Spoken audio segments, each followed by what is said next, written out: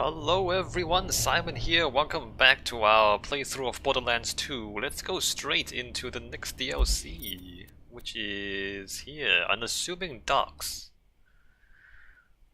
Unassuming Docks of potentially little importance.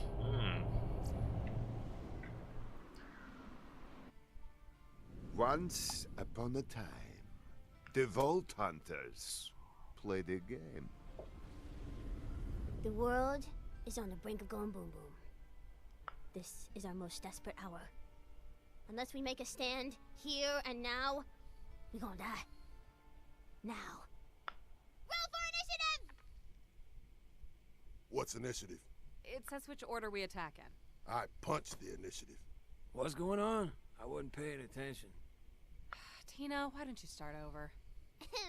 Welcome, fine ladies, to your first session of the most coolest game in the world, Bunkers and Badasses! As your bunker master, I will be spinning today's tale of fantasy and... Wait, why the hell are we playing this kid's game? Oh, you know, maybe because... Shut the hell up, Morty! Tina? She's right, though. Shut up. Well, our vault hunting buddies beat the slamma-jamma out of that Hyperion informant downstairs. I thought we could play a game. Now, pick your characters. You got the Necromancer, the Commando, the Siren... Siren. Dibs. My siren's name is Brick, and she is the prettiest. Tina, why don't we just start now and figure that out later? Come on, girl. You know we gotta wait for Roland before we start.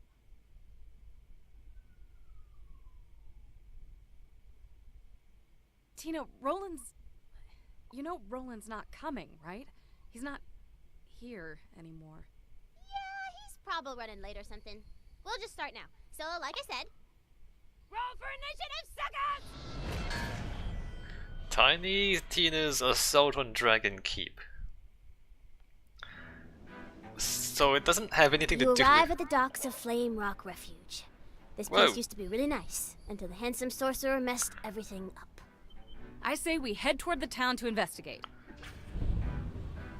Sandbar of infrequent walks. so this really doesn't have anything to do with the main game. It's just like they're just playing a tabletop RPG, which is an interesting thing to do for your last DLC or your last major DLC, because what they can do now is they can put in whatever the hell they want into the DLC that doesn't have anything to do with the existing lore or backstory or ecology or anything. But they can also introduce elements that they want into it because it's also part of the so it's part of the story, but it's also kind of not. So they can just do whatever they want now. The game designers. All right, let's go. We arrive at a sandbar. Apparently, there's butterflies on the fast travel stations. I think in terms of content... A lovely day in Flame Rock Refuge. A far cry from... Wait, didn't you just say the sorcerer messed up the town? Why would things be lovely? Whoops. What I meant to say is, it's eternal night, and you hear spooky music, and the whole area kind of smells like butts and dead people. Hey, this area smells vaguely of butts and death. An unpleasant stench. Okay, so it turns out that the handsome sorcerer has turned things into eternal night and everything smells bad. So this is just fun. This DLC is just good times. Oh hey, it's made of wood. Isn't that cool? We still use the same guns though. For now at least. Well, maybe we'll find other guns or other weapons as we go on. Cool, right? So we get off the boat, and there's the town. We can see the town up there. Also, there's an old Dao facility, kind of. It's kind of like a Dao facility, but also it's kind of a castle. And there's old medieval towns. Good times. And we don't have to worry about any of this contradicting the existing lore, because it's all fantasy. What a great way to escape from the trap that you've built yourself as a storyteller, and be able to just do wacky things. By a horde of skellimans. They start shooting at you. Hey, Skellimans. You have to destroy their helmets before they are vulnerable to headshots. So it's not that they're not... Oh, hey, and then the heads fall off. And then they're not vulnerable to headshots. Crazy. So they're not entirely immune. See, this is what we were missing in the last DLC, right? In the last DLC, we were missing the ability to shoot off their helmets.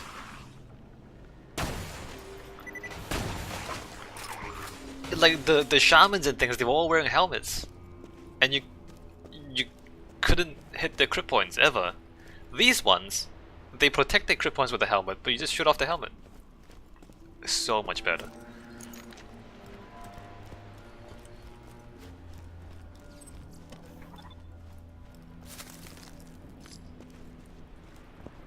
They went to a lot of trouble to make a lot of news. Look, there's like... What is that? I think some of the rocks are new, the ships are new, the buildings are new, even the grass might or might not be new. They made a lot of new content for this last DLC. As opposed to something like but the Badass Creator of Badass 2, they made new vehicles, they made new skins, they made the arena. The arena is completely new. In the Captain Scarlet DLC, it was mostly rearrangements of the same stuff. I guess they made the ship. In terms of the amount of content, I think this DLC has the most amount of new content. How did that miss?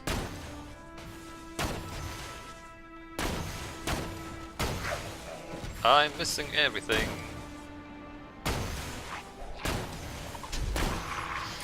I'm bad at this. Wow.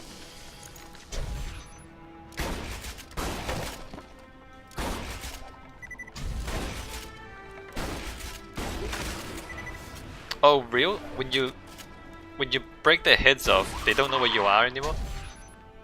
This...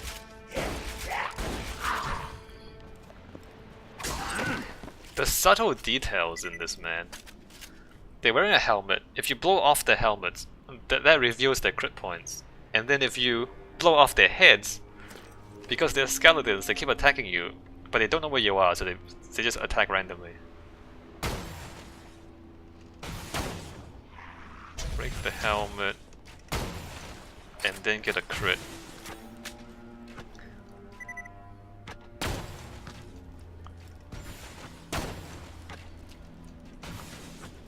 Look at that! Look! So he's lost his head, and now he just attacks randomly and then falls down after a while.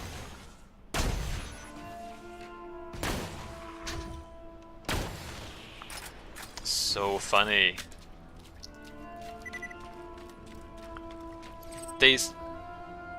So they scripted new behavior, new animations for these enemies too.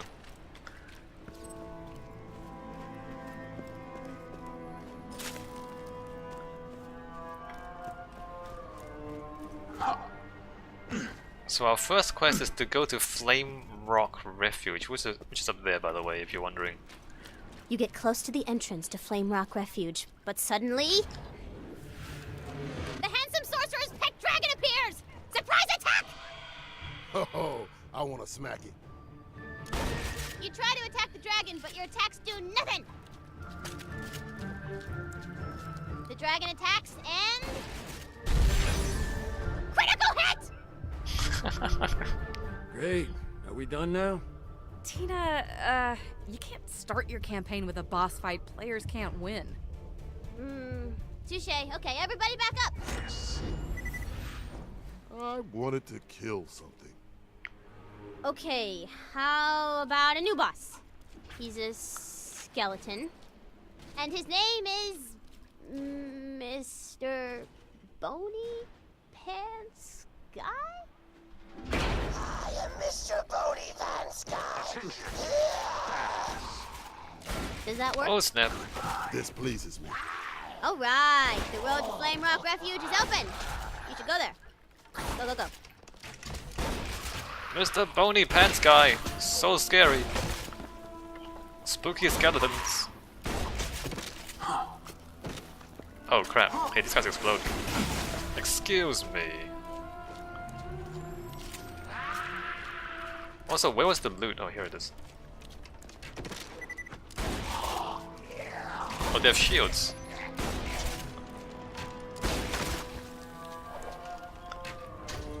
Who is you? Please don't.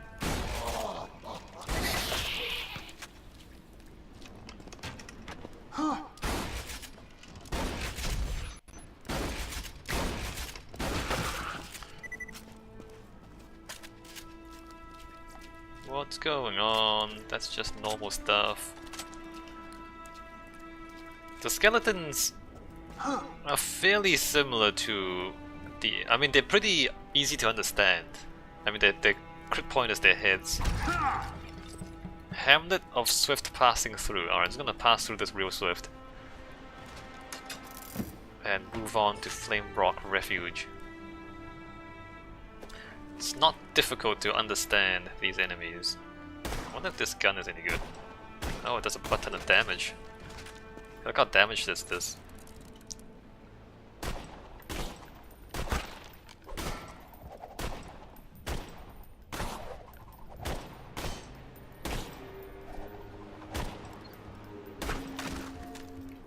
So much damage!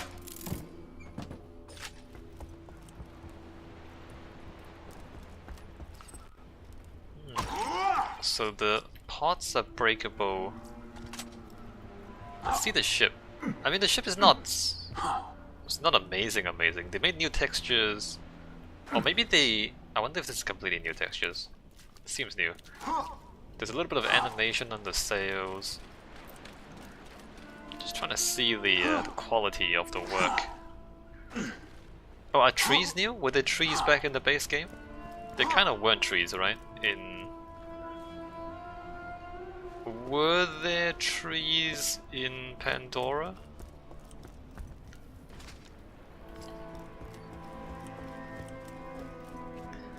Let's swiftly pass through this hamlet and move on.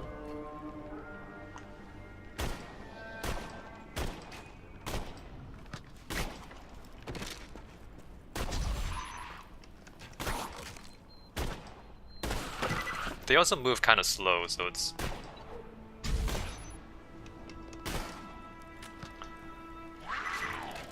not that difficult. I mean, they have a small hitbox, but they move kind of slow. So it's more skillful. Right, you have to aim more precisely to hit them. But they don't jerk around a lot. And so you're not having to spam bullets, right? Ah, this is just so much better than the last DLC. just comparing the enemy design.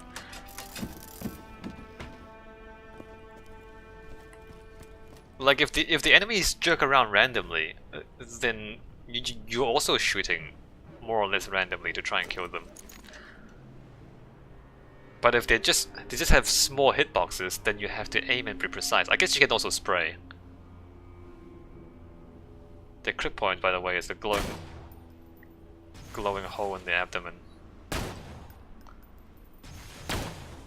They don't take very much damage. Unbound Rock Golem, now what?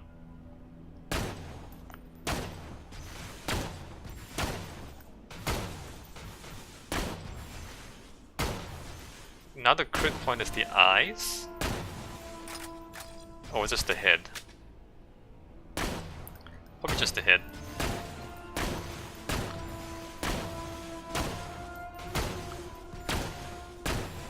Hey, that guy takes a lot of damage before it dies.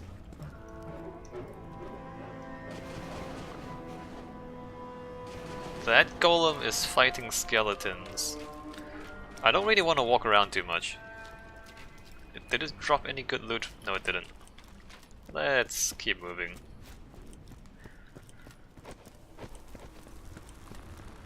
Oh, wait, more guys. Excuse me.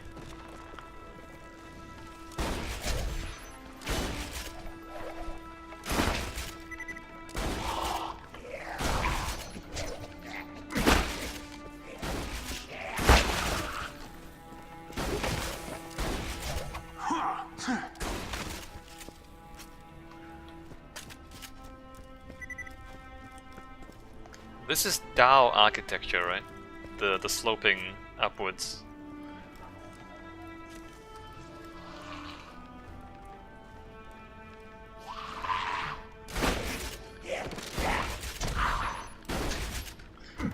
The architecture, I guess I don't know if I should talk about it now. But the way it's both monumental and also futuristic, which is a very specific combination. Usually futuristic or high-tech architecture is very efficient. So elegant, efficient trusses and arches, because you know the more advanced your architecture is, or the more advanced your engineering is, the more you're able to use the least amount of material to do the most amount of work, right? So like a bridge that is very precisely calculated will be very thin, but you know, precise and efficient. Whereas in Borderlands, in Pandora, a lot of the architecture is big and solid and monumental. So there's like giant blocks of concrete and everything's really solid, and yet it's futuristic. It's an interesting combination. It implies that despite the high technology, despite the ability to be efficient and elegant, the environment is so hostile and so rough that you need really solid buildings to survive. And a lot of the places are built like fortresses, like Bloodshot Rampart, for example, like the dam, like it's really solid. So it implies that the environment is so hostile that you can't afford to be elegant with your architecture. You can't have like thin trusses and expect that to survive in this rough environment. So it's interesting how they communicate that specific thing about the environment of Pandora. Alright, let's keep going. Just a tangent into architecture. Go to Flame Rock Refuge.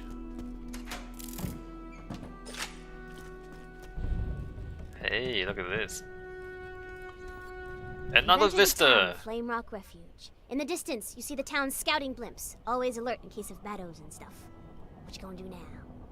Stop playing this game? Let's talk to some townfolk. A grand idea. Talk to some townsfolk. Another vista! Look at this! So this is the town, and then in the background there are the blimps, as she says. And this is also foreshadowing, because later on we have to do stuff with the blimps. So they're going back to this pattern of introducing important elements of the story before they actually talk about them. Also in the background there you can see a maelstrom in the sky and a tower. Let's go walk around. Talk to the townsfolk. Oh, and the quest immediately gets you to walk around town and talk to the characters, so they just introduce you to the environment immediately. So good.